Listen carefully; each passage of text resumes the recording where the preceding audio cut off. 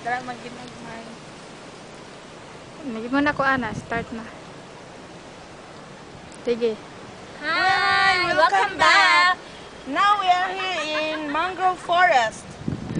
So, sa iyong tanawon, daghan kaayo mga tanom nga mangrove na mga bago pang gitanom ug nasa mga medyo guwang-guwang na siya. Karon wala kaayo makita nga dagat kay tungod sa hunas man ta karong Oo, buntaga. makakita gyud gani ka ng tubig dire, but as of now wala pa siyang taob.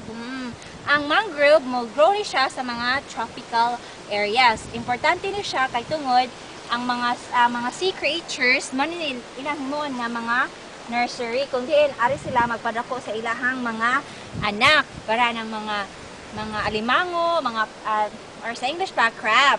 Kung tanaw ninyo naa siya mga daghang mga gamot-gamot. I-focus.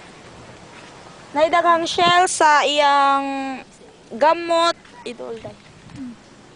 Na makita ninyo ang mga shells. Kay himo nilang mga nursery place manggod nya kumuari na mutob siya ang dagat pwede kung okay na sila pwede na silang mobalik sa dagat.